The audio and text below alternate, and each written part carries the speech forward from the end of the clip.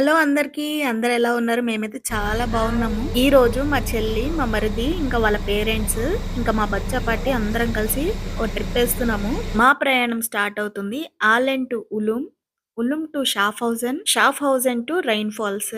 Almost ఒక 180 kilometres ప్రయాణం. Switzerland వెళ్ళాలన్నది ఎన్నో ఏళ్ల కల. ఈ రోజు ఇది నెరవేరబోతోంది.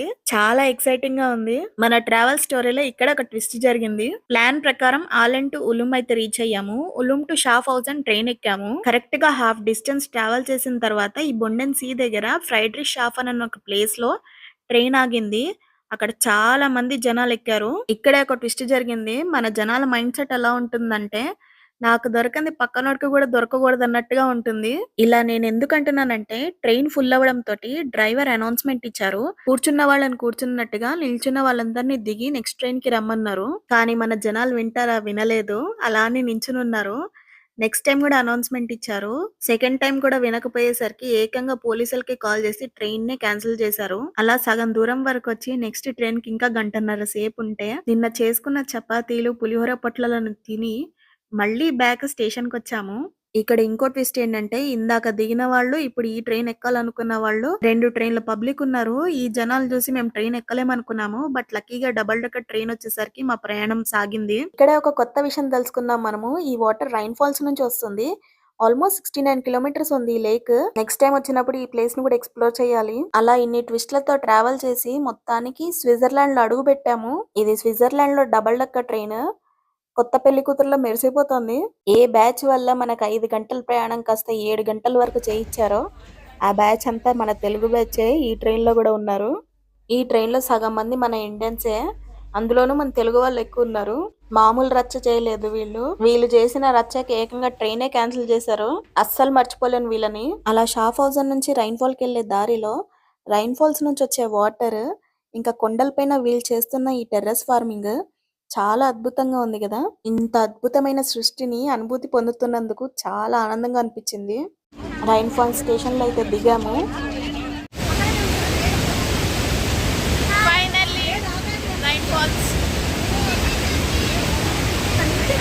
ఈ రైన్ ఫాల్స్ 15,000 ఏళ్ల పురాతనమైనది. 70 అడుగుల ఎత్తు, 490 అడుగుల విస్తీర్ణతతో ఉన్న ఈ వాటర్ ఫాల్స్ యూరోప్ లోని అతి పెద్దదైన వాటర్ ఫాల్స్. ఇక్కడ ఒక్క సెకండ్ లో 6 లక్షల లీటర్ల నీటి ప్రవాహం ఉంటుందట. చూస్తేనే అర్థమవుతోంది. ఇక్కడ నీళ్ల సౌండ్ అయితే బీభత్సంగా ఉంది.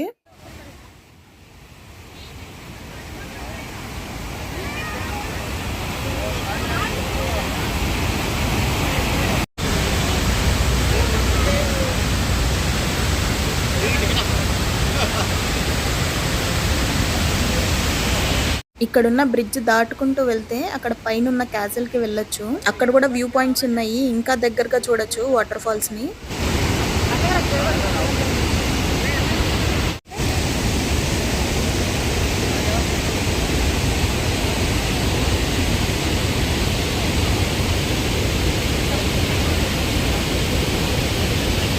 ఒకప్పుడు ఈ విండ్ మిల్ నుంచి పవర్ జనరేట్ చేసి దగ్గరలో ఉన్న ఇండస్ట్రీస్ యూజ్ చేసుకునేవారు.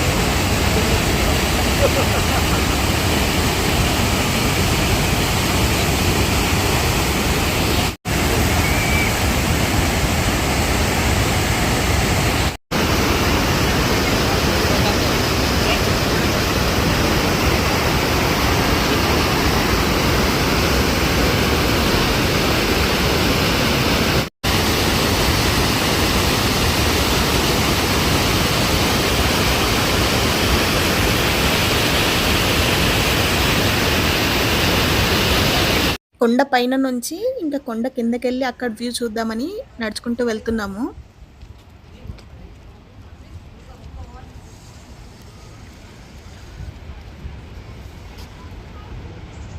అప్పటి కాలపు స్విట్జర్లాండ్ ట్రెడిషనల్ హౌసెస్. బయట గంట బాగుంది.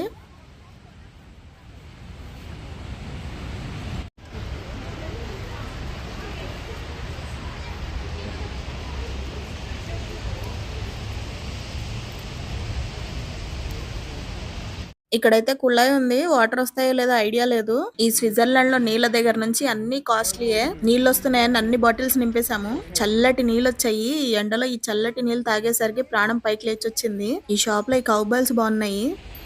కొండ దిగాక ఇక్కడ పార్క్ ఉంది. ఈ పార్క్ లో ఈ ఫ్లవర్స్ చాలా అట్రాక్టివ్ గా ఉన్నాయి. ఇక్కడ మనం బోట్ రైడ్స్ కూడా చేయొచ్చు. ఒక్కో బోట్ కి ఒక్కో ప్యాకేజ్ ఉంది. అండ్ ఒక్కో కలర్ ఒక్కో చోట తీసుకెళ్తుంది. Yellow colour boat water falls దగ్గర వరకు వెళ్తుంది. అలా దగ్గరికి వెళ్ళేసరికి వాటర్ నుంచి వచ్చే ఫోర్స్ వల్ల బోటే బ్యాక్ వచ్చేస్తుంది.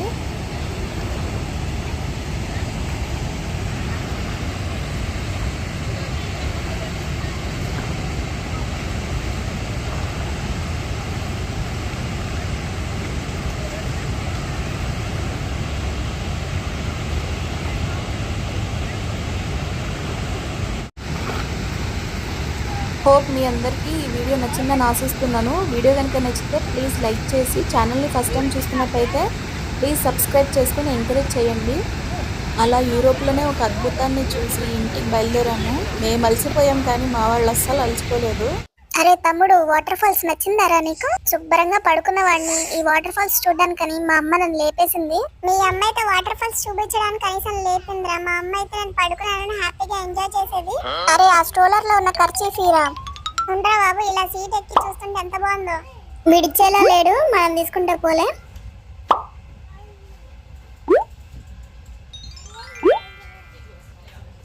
ఒరే అది మా అమ్మ కర్చీఫ్ రా, అందుకే తీసాను రా బాబు. నెక్స్ట్ ట్రైన్ లో సీట్ పట్టుకోవడానికి పనికొస్తుందని. మళ్ళీ రేపు కలుద్దాం. జై శ్రీరామ్.